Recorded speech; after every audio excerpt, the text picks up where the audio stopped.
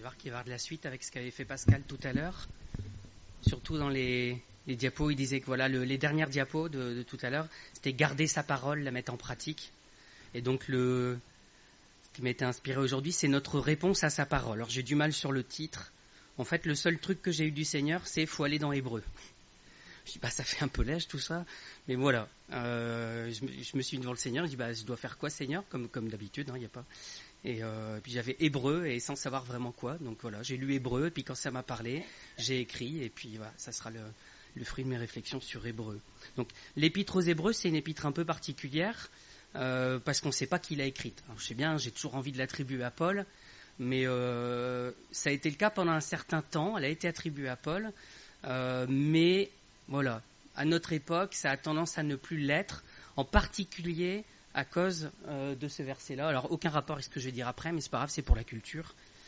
Hébreux 2, versets 3 et 4. « Comment échapperons-nous en négligeant un si grand salut qui, annoncé d'abord par le Seigneur, nous a été confirmé par ceux qui l'ont entendu, Dieu appuyant leur témoignage par des signes, des prodiges et divers miracles et par les dons du Saint-Esprit distribués selon sa volonté. » Alors, ce petit passage-là, le « nous a été confirmé par ceux qui l'ont entendu et Dieu appuyant leur témoignage », ça laisse à penser, c'est pas un argument béton, mais voilà, ça laisse à penser que la personne qui parle là, c'est un converti de deuxième main, on va dire.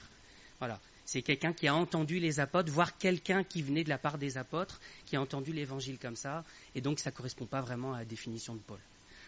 Voilà, il n'y a rien de très solide là-dessus, mais c'est quand même un des arguments qui est avancé pour dire que c'est pas Paul. Maintenant, peu importe. L'autre argument quand même, c'est que contrairement à toutes les autres épîtres, on n'a pas de salutation. Donc forcément, voilà, on ne sait pas qui c'est. D'habitude, on a Paul aux chrétiens d'eux, au sein d'eux, et puis voilà, on sait tout de suite. Là, c'est pas le cas. On ne sait pas si ça a été coupé ou pas. Ça démarre un peu brut de fonderie, mais voilà, ça change pas grand-chose au texte derrière. Alors pour appuyer encore un peu ça, on ne sait pas à qui c'est adressé non plus, précisément. On ne sait pas si c'était adressé à une assemblée en particulier, à un groupe. Voilà, on a quelques éléments là encore dans le texte qui nous disent que c'était des juifs, visiblement, des juifs convertis, ils comprenaient les choses qui venaient du Seigneur, des juifs parce que ça parle de tout ce qui était dans la loi en fait, tout ce qui était fait autour du tabernacle, du service du tabernacle, des Lévites, tout ce qui était dans le lieu très saint, il y a ça tout au long de l'épître aux Hébreux. Donc c'est des gens en face qui comprenaient ça et à qui ça parlait, plus que nous finalement. Donc voilà, on ne sait pas qui l'a écrit, on ne sait pas à qui ça va, tout ça, enfin pas exactement en tout cas. Qui l'a écrit, dans les propositions, il y a Luc, des fois Barnabas, Silas, Apollos ou Aquilas et Priscille. Donc voilà, ça laisse le choix qui vous voulez. Il reste le message du coup. C'est le plus important en fait, après qu'il a écrit, pourquoi, des fois ça aide, ça donne le contexte et ça nous explique comment on peut le comprendre mieux, mais en tout cas il reste le message. La première chose qui saute aux yeux quand on lit Hébreu, c'est qu'il y a cette comparaison du début à la fin entre l'ancienne alliance et la nouvelle. On voit ça vraiment tout au long de l'épître, et j'avoue que quand je lis l'épître plusieurs fois par an du coup, et c'est toujours ça qui m'a percuté. Il me dit c'est très très ancienne alliance, nouvelle alliance. C'est intéressant, mais ça fait beaucoup appel à la religion juive finalement, à tout ce qui est Ancien Testament. Et en vrai, quand on le lit, il y a tout un tas d'exhortations qui sont dedans. Et je pense qu'on peut vite passer au-dessus, alors qu'en vrai, c'est ça qui est important. Bien sûr, l'auteur il explique l'ancienne, la nouvelle, et dit que la nouvelle elle est plus importante. Il y a quelque chose de plus que l'ancienne alliance. Mais là-dessus, il construit quelque chose, il construit un argumentaire en fait. Et c'est ça qui est intéressant à comprendre pour nous. Donc dans le verset qu'on lit là déjà, il nous dit « Comment échapperons-nous en négligeant un si grand salut ?» et qui annonçait d'abord, le reste je l'ai déjà lu aussi. Donc on a déjà cette idée de « il ne faut pas négliger le salut ». Et c'est un salut qui est plus grand que ce qui a été proposé finalement au travers de l'Ancienne Alliance. D'accord ? Dans le premier chapitre aux Hébreux, donc ça c'est déjà le chapitre 2, je prends un peu d'avance, mais voilà. Si on revient au premier chapitre, ça commence tout de suite en mettant la différence entre le Fils et les anges, et les prophètes. Surtout les anges dans le chapitre 1 en fait. Et dans les propos de l'auteur, on voit que tout ce qui est lié à Jésus, ça a une place particulière. Il dit voilà, on a les anges, il y avait ça, Dieu il a envoyé des anges pour servir, pour faire ci, pour faire ça, mais le Fils. Et on voit bien qu'il y a ce contraste entre le Fils et les autres. On voit après la comparaison entre Moïse et Aaron, donc qui étaient un peu les dépositaires de l'ancienne alliance, et Jésus à côté aussi. Et à chaque fois, c'est la supériorité de Jésus qui est mise en valeur, qui est mise en avant en fait dans tout ça. Donc chaque fois on a ça. Alors moi je me suis arrêté au chapitre 3, mais on va pas arrêter de tourner dans Hébreux finalement. Et le chapitre 3, on voit un premier avertissement. On nous dit quelque part, les 2 premiers chapitres, ils mettent le tableau, ils nous montrent l'ancienne, la nouvelle alliance, tout ce qu'il y avait et Jésus. Et à chaque fois on dit voilà, mais Jésus et Jésus. Et on sent qu'il y a quelque chose de différent. Et on arrive à ce premier avertissement en Hébreux 3, versets 7 à 9. C'est pourquoi, voilà, il conclut de ces 2 premiers chapitres et du début du chapitre 3, c'est pourquoi, selon ce que dit le Saint-Esprit, aujourd'hui, si vous entendez sa voix, n'endurcissez pas vos cœurs comme lors de la révolte, le jour de la tentation dans le désert, où vos pères me tentèrent pour m'éprouver, et ils virent mes œuvres pendant 40 ans. Donc, Paul, il nous parle... Paul, pardon, je suis reparti. L'auteur, bon voilà, vous m'excuserez si je lâche encore un Paul de temps en temps, mais j'y ai cru pendant longtemps. L'auteur, il nous parle de Christ, et qu'est-ce qu'il conclut ? Il dit, si vous entendez sa voix, n'endurcissez pas vos cœurs. Alors, quel est le lien, quoi ? Ça sort un peu de nulle part, quelque part. Mais ça nous montre qu'il y a un appel plus important au travers du Fils qu'au travers de tout le reste qui a été décrit. Pourtant, on nous a parlé des anges, des prophètes, de la loi, d'un tas de choses. Et il dit, mais voilà, maintenant, c'est le Fils. Et donc, il ne faut pas négliger l'appel qui vient du Fils. On lit dans Job, alors je l'ai pas recopié ici, Job 33, ça nous dit Dieu parle cependant tantôt d'une manière, tantôt d'une autre. Il parle par des songes, par des visions nocturnes, voilà, par toutes sortes de choses. Là, il y a des choses qui sont citées en Job 33, mais on voit bien que Dieu il nous parle par vraiment un tas de moyens différents. Le peuple d'Israël, il a entendu la parole au travers de Moïse. C'était la voix de Dieu pour lui, quelque part. Il l'a eu au travers de la loi aussi. C'était une forme de parole de Dieu. Il a eu la parole par des anges, par des prophètes, ça je l'ai déjà dit plusieurs fois là depuis le début. Et tout ce que dit l'Épître aux Hébreux, c'est la voix du Fils, elle est bien plus importante que les autres voix.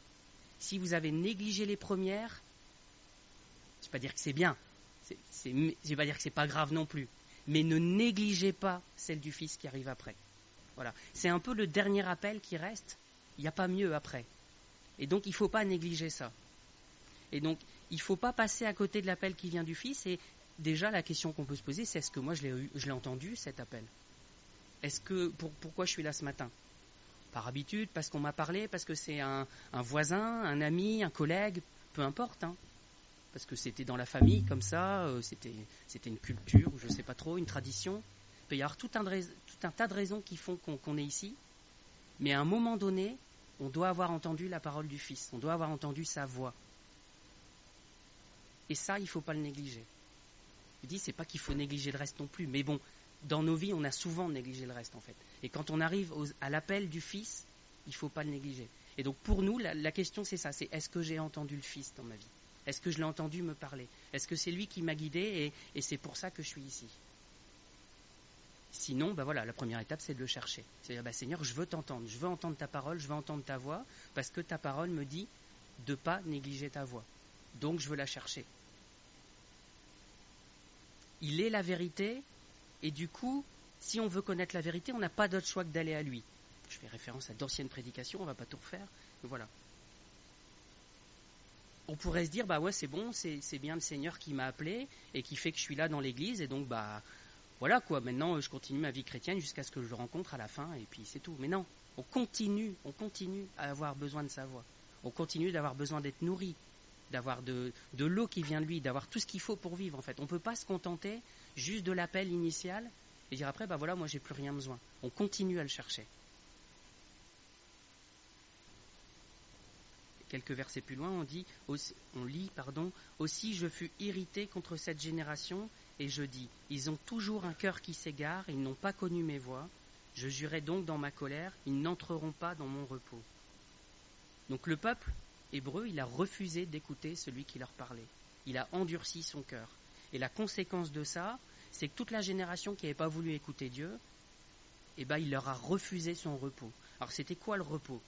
Alors pour eux, c'était le pays promis. C'était d'arrêter d'être des vagabonds, d'être dans un pays étranger, d'arriver dans le pays promis, d'en prendre possession et de vivre en paix. Ça, c'est la première interprétation de ça. Mais on sait bien que nous, le repos, c'est pas ça. C'est pas, il y a un pays quelque part qui existe sur la planète où on va aller, on sera bien et voilà. C'est, il y a un pays spirituel dans lequel on doit rentrer, dans lequel on va bénéficier du repos de Dieu. Il faut y rentrer et si on refuse d'écouter sa parole, les portes, elles sont fermées en fait. On n'y rentre pas. Et on finira par mourir en dehors de ce pays-là. Le message de Dieu à notre rencontre, c'est ça. Le message de Dieu à l'encontre du peuple hébreu, c'était « Mais prenez possession de votre pays, le pays que je vous ai préparé, que j'ai promis à vos pères, à Abraham, à Isaac et à Jacob. Prenez possession de ce pays-là. » Et le peuple, il a refusé d'écouter ça. Et donc le parallèle, il est là avec nous. Hein. Dieu, il a un pays promis pour nous. Est-ce qu'on l'écoute? Ou est-ce qu'on dit ouais, moi c'est bon, je me suis converti, tout va bien, voilà. On s'arrête pas là en fait. On doit prendre possession du pays, comme ça s'est pas arrêté avec Moïse qui a délivré le peuple de l'Égypte en fait. C'est Dieu qui a délivré le peuple au travers de Moïse. Après ça continue avec Josué, il a fallu prendre possession du pays. Alors, pour nous, l'application, elle ne peut pas être pratique. Quand on parle de repos de Dieu, alors encore une fois, certaines fois bien particulières, on bénéficie du repos physique de Dieu. Certaines fois. Mais ce n'est pas tout le temps. Je pense encore une fois aux chrétiens persécutés. Pour certains, ils n'ont pas ce repos-là.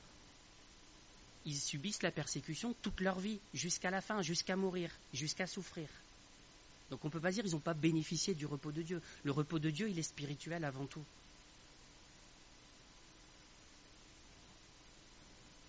L'auteur de l'Épître aux Hébreux, il continue encore avec un nouvel avertissement, une exhortation, je ne sais pas comment il faut le dire. Donc, Hébreux 3, versets 12 à 13, c'est juste après. On a lu 10, 11 juste avant. Prenez garde, frères, je les ai soulignés aussi là, frères, que quelqu'un de vous n'ait un cœur mauvais et incrédule au point de se détourner du Dieu vivant. Mais exhortez-vous les uns les autres chaque jour, aussi longtemps qu'on peut dire aujourd'hui, afin qu'aucun de vous ne s'endurcisse par la séduction du péché. Donc prenez garde, frères, que quelqu'un de vous n'ait un cœur mauvais et incrédule. On dira, non, nous, on n'est pas comme ça.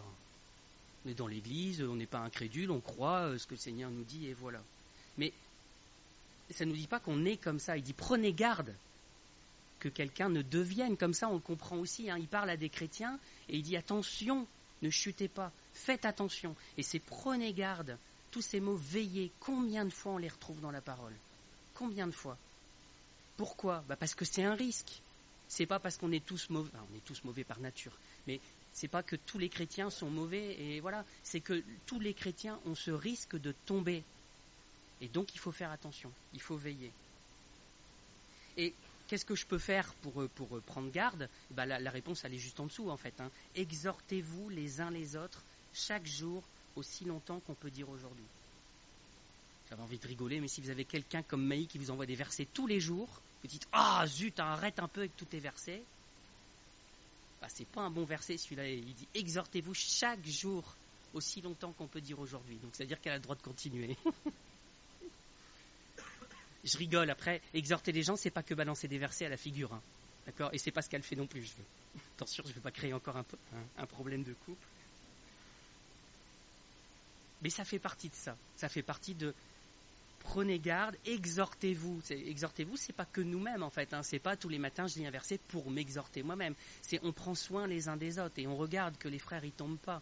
On les relève s'ils tombent. Et voilà, on prend soin les uns des autres. On s'élève les uns les autres. On veille les uns sur les autres. Aujourd'hui, aussi longtemps qu'on peut dire aujourd'hui, afin qu'aucun de vous ne s'endurcisse par la séduction du péché. Combien de fois la Bible elle nous dit veiller sur nous-mêmes ou veiller les uns sur les autres? Il y a vraiment toutes les formulations. Alors j'en ai pris quelques-unes, après il y en a tout plein. Hein. Dans la Bible, si vous prenez une concordance, vous cherchez veiller, voilà, vous avez de quoi déjà réfléchir un bon moment. J'en ai quand même sélectionné quelques-uns là-dedans. Il y a Deutéronome 4, 23 qui dit « Veillez sur vous, afin de ne point mettre en oubli l'alliance que l'Éternel votre Dieu a traitée avec vous, et de ne point vous faire d'image taillée, de représentation quelconque, que l'Éternel ton Dieu t'ait défendu. Je trouve que ça s'adapte bien en fait. C'est très Ancien Testament, c'est la loi, mais en fait, si on le prend pour nous, veillez sur vous afin de ne pas mettre en oubli l'alliance que l'Éternel votre Dieu a traitée. Il n'y a pas de changement à faire, ça s'applique à nous. Le Seigneur, il a fait une alliance avec nous. Et on nous dit, veillez pour ne pas l'oublier en fait, si on simplifie un peu la phrase. Et de ne pas partir dans autre chose, de ne pas avoir un autre Dieu, de ne pas partir dans l'idolâtrie. Josué 23, verset 11. Veillez donc attentivement sur vos âmes, afin d'aimer l'Éternel votre Dieu. Déjà veiller, c'est faire attention, c'est-à-dire qu'on est opérationnel et voilà, on surveille. Quand on roule, normalement, on veille. Voilà, on ne s'endort pas. Mais veillez attentivement sur vos âmes.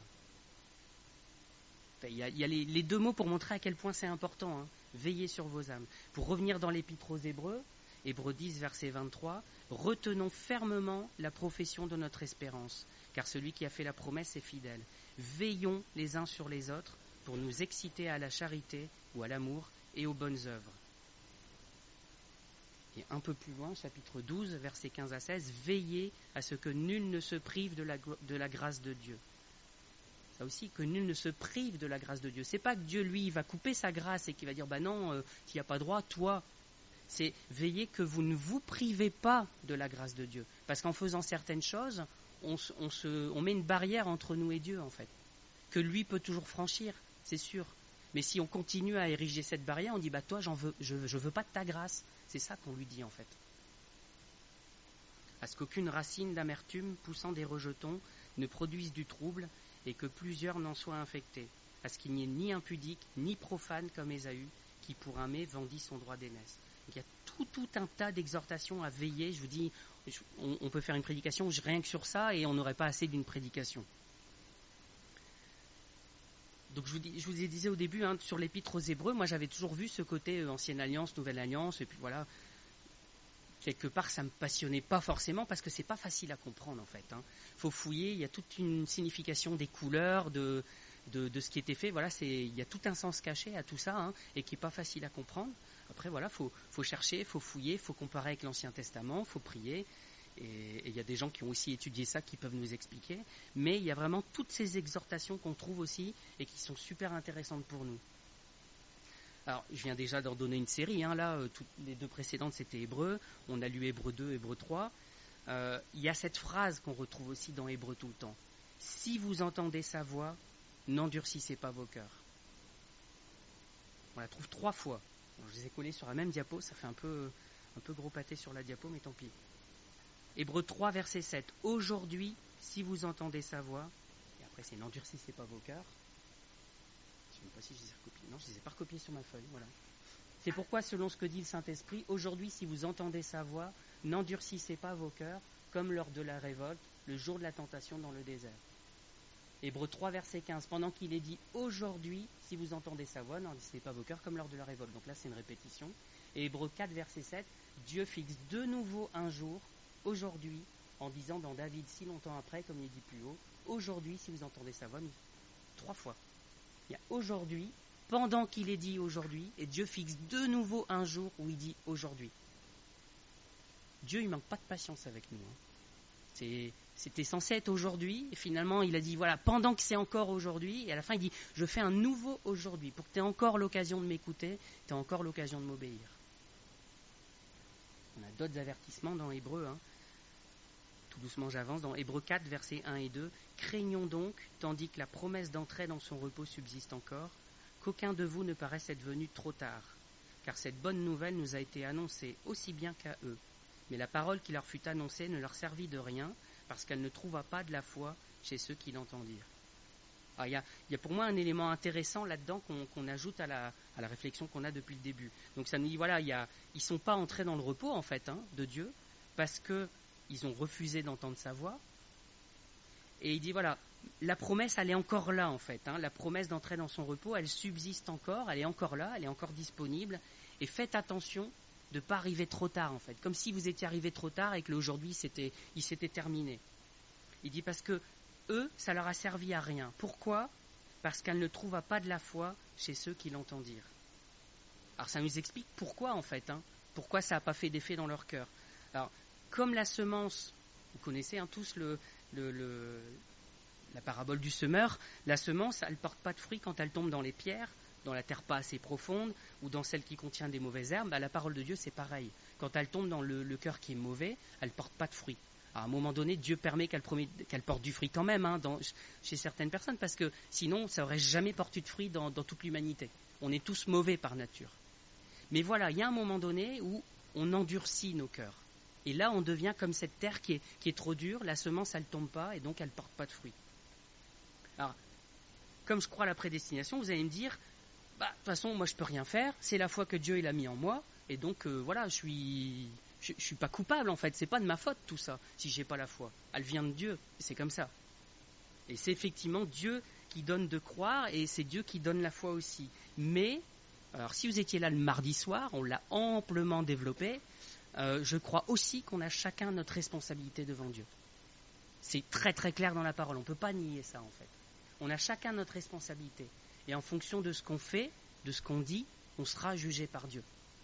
Et voilà, on a dit amplement le mardi soir, je ne refais pas une prédiction sur la prédestination, ce n'est pas le but du jeu, mais voilà, il ne faut pas annuler ces choses-là et se dire, moi, voilà, c'est pas de ma faute. Ça, c'est un des travers de la prédestination qu'il faut lutter contre. On est parfaitement responsable de ce qu'on fait. Et tout ce qu'on lit depuis le début, c'est ça en fait.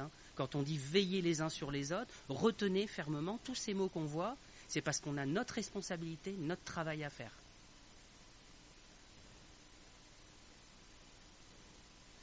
Dire c'est pas ma faute, c'est une forme de fatalisme en fait. Il y a ça aussi quelque part dans l'islam, mais c'est nier notre responsabilité et se dire voilà, moi j'y peux rien, c'est pas ma faute et donc je pourrais pas être jugé. Donc Dieu il peut rien me faire en fait quelque part. Et pourtant c'est pas comme ça que ça va marcher. On ira tous en jugement. Donc si on fait notre part à nous, le Seigneur il fait la sienne. Et c'est pas à nous à commencer à chercher à comprendre, bah ouais mais c'est plus lui, c'est plus moi, machin. Peu importe, on a notre part à faire, le constat il est là. Notre part à faire c'est quoi? C'est de choisir ce qu'on fait de sa parole. On revient à Hébreux, si vous entendez sa voix, n'endurcissez pas vos cœurs. Notre part c'est d'écouter sa voix et c'est d'obéir, c'est d'agir en fonction. L'endurcissement, c'est celui de Pharaon en fait. Pharaon, il a endurci son cœur. Il a entendu la parole, il a laissé aller le peuple une fois, deux fois, il a laissé aller en mettant des arrangements à sa sauce à lui, et puis à la fin, il a fermé complètement la porte, et voilà, Dieu, il a endurci son cœur. On voit ce jeu entre les deux à ce moment-là, ce jeu. Dans la Bible, dans la Bible, on a une formulation, nous, on va dire, on ferme notre cœur. C'est aussi une formulation qu'on peut endurcir son cœur, c'est fermer son cœur. Comme s'il y avait des portes et on dit, c'est fermé, et puis ça passera pas, ça rentrera pas. Dans la parole, on a endurcir son cœur. C'est vrai que nous, ça nous paraît un peu bizarre, mais endurcir, c'est pareil. Le cœur, il devient tellement dur que ça pénètre plus. C'est de la terre qui est trop dure pour que ça rentre. La Bible, elle emploie aussi tout un tas d'expressions qui sont liées à nos entrailles, à notre cœur. On dit le cœur, c'est les entrailles aussi. C'est une manière de parler du cœur, des sentiments qu'on a et de nos réactions. Tout ça, c'est lié. Et l'image qui m'a semblé parlante, c'est celle des deux femmes qui se présentent devant Salomon. Vous savez, c'est 1 Roi 3, alors ça va du verset 16 à 30, donc je n'ai pas tout repris là, mais chacune a accouché d'un enfant, et en fait, quand elles se présentent devant Salomon, elles n'en ont qu'un, parce qu'il y en a un qui est mort. Et alors, elles commencent à se chamailler devant le roi en disant « Non, mais ça c'est le mien, c'est mon enfant, non, c'est le mien. Elle a dormi pendant la nuit, elle a écrasé le sien, elle veut prendre le mien. » Voilà. Ça se dispute comme ça, et le roi lui-même, il leur dit, voilà, le roi le dit, c'est Salomon, 1 Roi 3, verset 23. L'une dit, c'est mon fils qui est vivant, et c'est ton fils qui est mort. Et l'autre dit, nullement, c'est ton fils qui est mort, c'est mon fils qui est vivant. On a l'impression de voir des enfants, on est à la maison là. Puis il ajouta, apportez-moi une épée. On apporta une épée devant le roi, et le roi dit, coupez en deux l'enfant qui vit, et donnez-en la moitié à l'une et la moitié à l'autre. Rien que de lire, c'est dur. C'est pas de mon fils dont il est question. Je rigolais tout à l'heure quand on disait imaginez sacrifier un enfant. Je regarde Raphaël, je dis les deux. Il fait oh. Mais en fait, rien que de lire ça, ça me prend aux tripes et voilà. Bon. La réaction, on la lit un peu après. La femme dont le fils était vivant sentit. Argue, je vous l'avais. Tant pis. la suite. La femme, pardon, vous aurez la fin, la conclusion. La femme dont le fils était vivant sentit ses entrailles s'émouvoir pour son fils, et elle dit au roi, « Ah, mon Seigneur, donnez-lui l'enfant qui vit, ne le faites point mourir. » Mais l'autre dit, « Il ne sera ni à moi, ni à toi, coupez-le. » Et le roi, prenant la parole, dit, « Donnez à la première l'enfant qui vit, ne le faites point mourir, c'est elle qui est sa mère. » Il est dur ce passage. Et cette dame, cette réaction de dire, bah non, à personne, allez, coupez-le, puis au moins ce sera réglé. C'est horrible de répondre comme ça. Et l'autre, par contre, elle réagit comment? On nous dit, elle sentit ses entrailles s'émouvoir pour son fils. Et en fait, c'est ça cette réaction qu'on doit avoir quand la parole de Dieu, elle arrive pour nous. C'est nos entrailles qui s'émeuvent pour ça, qui disent, ok Seigneur, prends tout. Et tant pis.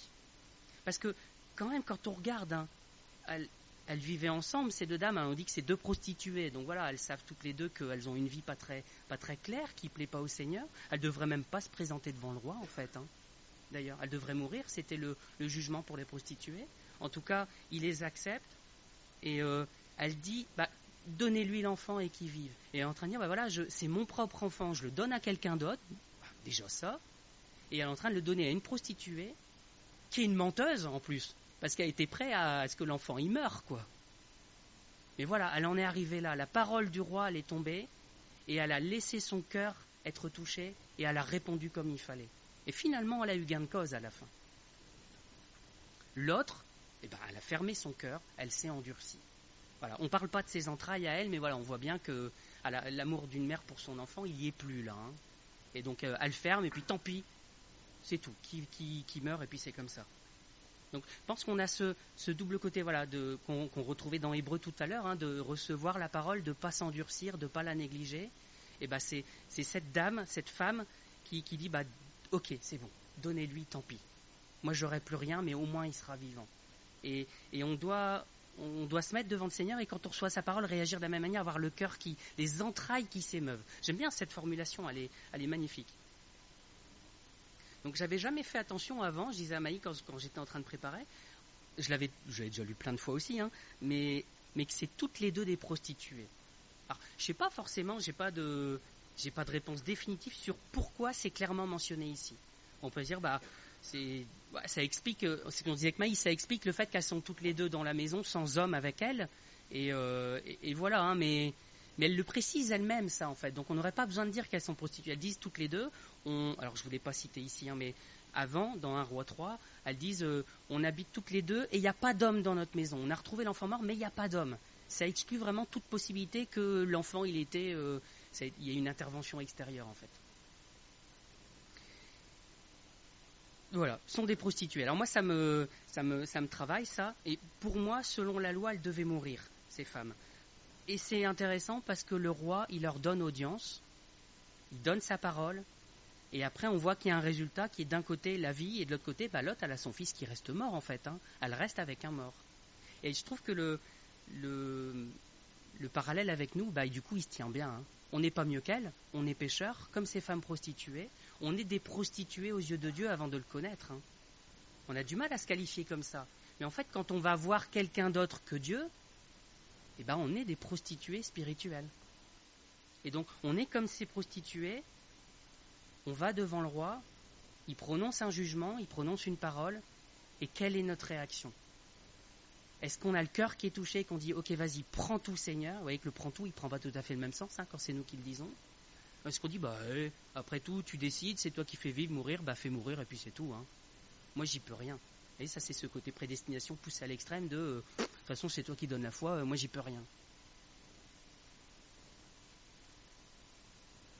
Cette deuxième femme qui a récupéré son enfant, ou cette première, on ne sait pas, c'est tellement mélangé qu'on ne sait jamais qui est la première, la deuxième, on n'a pas leur nom. C'est très générique qui fait on sent qu'on peut en tirer quelque chose de plus large que cette simple histoire, en fait. Mais elle a récupéré son enfant, et ce ne sera plus jamais l'enfant d'une prostituée, ce sera l'enfant que le roi a sauvé. Et ça aussi, je crois que c'est important pour nous. Ça change complètement la vie de ce gamin, en fait. Quand il va grandir, moi j'ai eu la vie sauve grâce au roi. C'est le roi qui m'a sauvé la vie. Donc on voit qu'il y a ces choses intéressantes pour nous à savoir dans cette histoire-là.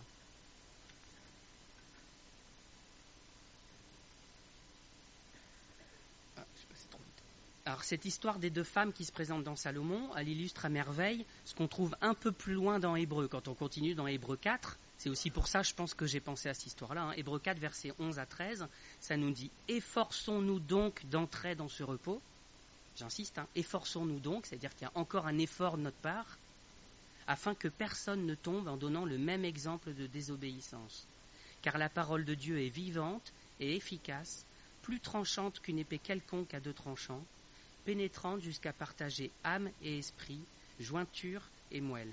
Elle juge les sentiments et les pensées du cœur.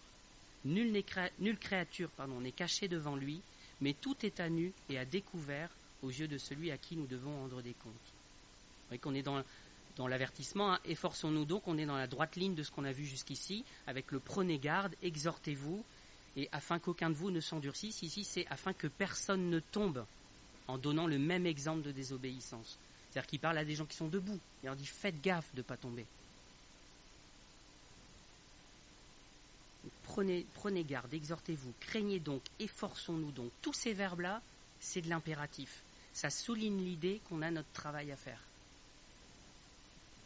Et bien sûr, cette mention de la parole de Dieu qui est vivante et efficace et qui tranche. Et on voit ces paroles de Salomon, en fait. Ça venait directement et c'est à ces paroles-là, ça a été une reconnaissance publique qu'il avait la sagesse de Dieu. Et finalement, que Dieu parlait au travers de lui, en tout cas à ce moment-là. Après, sa vie, il a basculé. Justement, lui, c'est un exemple de personne qui probablement est tombée bien bas. Mais en tout cas, à ce moment-là, il a une parole de Dieu qui tranche et qui montre à tout le monde, celle-là, c'est la vraie maman, celle-là, c'est pas la vraie maman. Et au-delà de c'est la vraie ou la fausse maman, ou la menteuse, il y a cette idée de ça montre, on lit ici, les sentiments et les pensées du cœur. La parole de Dieu, elle fait ça. Et en fonction de comment on va réagir à la parole de Dieu, ça montrera ce qu'il y a réellement dans notre cœur.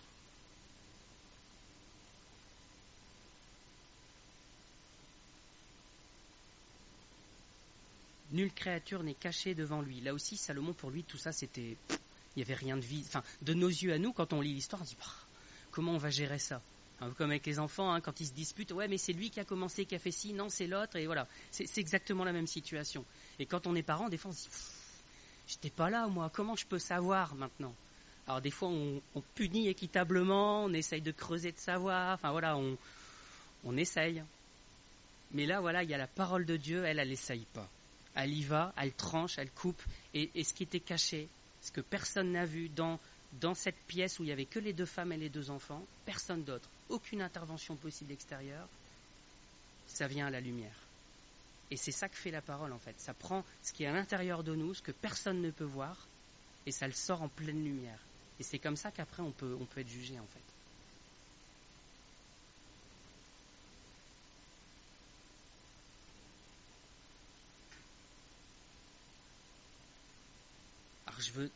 Alors terminer, j'ai encore une page et les poussières, c'est pas totalement terminé, mais on arrive vers la fin, je suis jamais très très long normalement. Mais je m'étais dit, ok, ça c'est nos entrailles à nous. Et en fait, quand j'ai cherché les versets qui parlaient de nos entrailles, notre manière de réagir, il y a des versets qui parlent des entrailles de Dieu aussi. Et ceux-là, ils sont intéressants à voir aussi. Alors, j'avais déjà passé ? Bon. Jérémie 31, versets 18 à 20. J'entends Éphraïm qui se lamente. Tu m'as châtié, et j'ai été châtié, comme un veau qui n'est pas dompté. Fais-moi revenir, et je reviendrai, car tu es l'Éternel mon Dieu. Après m'être détourné, j'éprouve du repentir. Et après avoir reconnu mes fautes, je frappe sur ma cuisse. Je suis honteux et confus, car je porte l'opprobre de ma jeunesse. Un petit tiret, parce qu'après c'est Dieu qui parle. Et Dieu il dit, Éphraïm est-il donc pour moi un fils chéri, un enfant qui fait mes délices ? Car plus je parle de lui, plus encore son souvenir est en moi. Aussi, mes entrailles sont émues en sa faveur. J'aurai pitié de lui, dit l'Éternel. Ça, c'est le cœur de Dieu. C'est aussi mes entrailles sont émues en sa faveur. Alors, bien sûr, là encore une fois, c'est un verset qui parle d'Éphraïm, donc les 10 tribus du Nord qui sont séparées de Juda et Benjamin. Mais encore une fois, on ne peut pas s'empêcher de se dire que ça, c'est tout à fait valable pour nous. On voit cette repentance d'Éphraïm qui dit « Après m'être détourné, j'éprouve du repentir. Après avoir reconnu mes fautes, je frappe sur ma cuisse. Je suis honteux et confus. » Et ça, c'est l'état dans lequel on doit être à un moment donné quand la parole, elle nous touche. Et Dieu, il dit, alors c'est formulé en question dans le... Alors c'est la seconde, c'est ça, ouais, dans la Louis II, mais quand on prend la version du Semeur que j'ai mise là, ça nous le met en affirmatif en fait. J'ai l'impression qu'il y a une traduction là qui est pas forcément évidente à faire, mais le même verset 20, « Éphraïm est pour moi un fils que je chéris et un enfant que j'affectionne.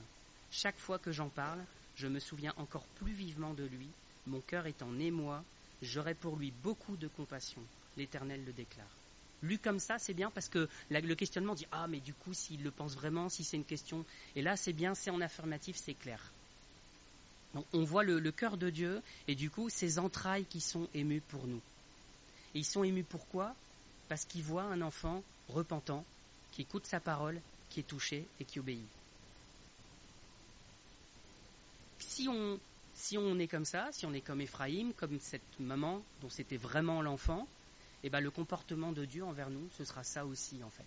Ce sera, tu es mon enfant chéri, ton souvenir est en moi, mes entrailles sont émues en ta faveur et j'aurai pitié de toi.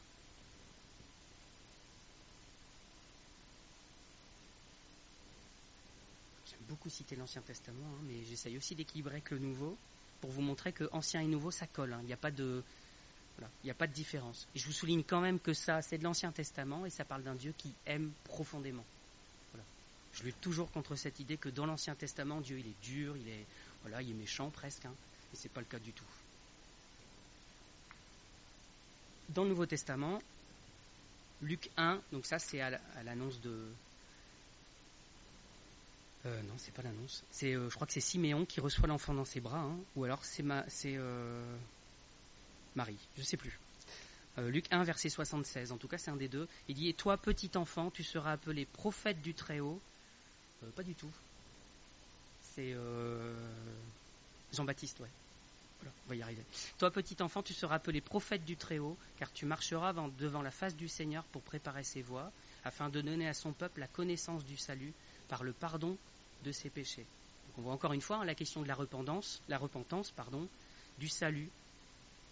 Et ça dit « grâce aux entrailles de la miséricorde de notre Dieu, en vertu de laquelle le soleil levant nous a visités d'en haut, pour éclairer ceux qui sont assis dans les ténèbres et dans l'ombre de la mort, pour diriger nos pas dans le chemin de la paix. »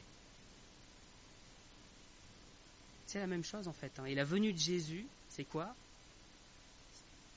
C'est la preuve des entrailles de la miséricorde de notre Dieu. C'est le soleil levant dont il est question ici, qui nous a visités d'en haut, qui vient nous éclairer, qui vient nous diriger. Donc Jésus, c'est la marque visible des entrailles de Dieu, du cœur de Dieu pour nous. Donc si vous lisez, je vous encourage à le faire, l'épître aux Hébreux par vous-même, vous verrez, il y a tout un tas d'autres exhortations. J'en ai déjà pris une série ici, mais voilà, des mises en garde, des avertissements, et après, comme tout écrit, il y a des choses des fois un peu plus compliquées à comprendre, ces comparaisons avec l'Ancien Testament, c'est pas toujours évident, mais c'est pas une raison pour le laisser de côté. C'est un livre magnifique et à chaque chapitre, il y a une exhortation comme ça. Donc, lisez-le, prenez juste ce que vous comprenez, et c'est pas grave, le reste, le Seigneur, il montrera après, et puis voilà. Mais il y a tout un tas de choses qu'on peut comprendre très facilement. Je pense que les versets que j'ai affichés là, on les comprend, on les lit, on les comprend, il n'y a rien de très compliqué là-dedans. Je reprends les avertissements, ne négligeons pas un si grand salut. Ne négligeons pas la parole de Dieu, son appel ou sa voix. Il n'y a rien de plus important. Il n'y a rien de plus important. Ça passe au-delà de tout, les anges, les prophètes, tout ce que vous voulez. La création, on sait que la création nous parle aussi. Mais là, c'est la voix du Fils de Dieu, elle est au-dessus de tout ça. Veillons les uns sur les autres. Prenons à cœur ce qui nous est dit. Laissons-nous toucher et laissons la parole de Dieu agir dans notre vie pour ne pas tomber dans l'incrédulité. L'incrédulité, ce n'est pas juste une disposition initiale du cœur. C'est nous-mêmes, par nos actions, qui fermons la porte à Dieu, qui disons « non, en fait, j'écoute pas, je n'obéis pas. » Et à force, on s'enfonce. Efforçons-nous donc d'entrer dans son repos. C'est-à-dire, c'est dimanche et je vous dis, il faut s'efforcer, il faut travailler, il faut veiller, voilà. Et c'est le travail de tous les jours, c'est pas que de dimanche. Et terminer avec Colossiens 3, verset 12. Paul, il nous dit, là c'est Paul. Ainsi donc, comme des élus de Dieu, saints et bien-aimés, revêtez-vous d'entrailles de miséricorde, de bonté, d'humilité, de douceur, de patience. Il y a du boulot pour moi aussi, si ça peut vous rassurer. Revêtez-vous d'entrailles de miséricorde. Avec les versets qu'on a lus avant, revêtez-vous des entrailles que Dieu lui-même il a pour les hommes. Amen. C'est valable pour notre relation avec lui, c'est valable pour notre relation les uns avec les autres, en fait, tout ça. Je vais prier pour terminer. Seigneur, merci pour l'épître aux Hébreux. Seigneur, merci parce qu'on ne sait pas à qui tu l'as donné, cette épître, mais il a eu tellement de chance, quelque part, de recevoir toutes ces paroles de toi, toutes ces paroles précises et de nous les retransmettre. Et Seigneur, on ne veut pas négliger ces choses. Seigneur, comme les autres passages de ta parole, ce n'est pas que l'épître aux Hébreux. Seigneur, aide-nous à obéir. Alors, parfois, nous résistons à ta parole, nous savons qu'il y a quelque chose que nous devons faire et nous bloquons, nous résistons. Seigneur, nous endurcissons nos cœurs. Et je te prie que ça ne soit plus le cas, Seigneur. Touche nos cœurs, donne-nous d'être émus, Seigneur, dans nos entrailles en entendant ta parole et d'obéir, Seigneur, de te servir. Et merci de ce que toi, Seigneur, tu as montré l'exemple. Tu es rempli de miséricorde, des entrailles de miséricorde envers nous. Seigneur, nous sommes reconnaissants de ce que tu n'es pas ce Dieu dur dont certains parlent. Seigneur, ça n'a aucun rapport avec toi. Merci parce que tu nous aimes profondément, Seigneur. Amen.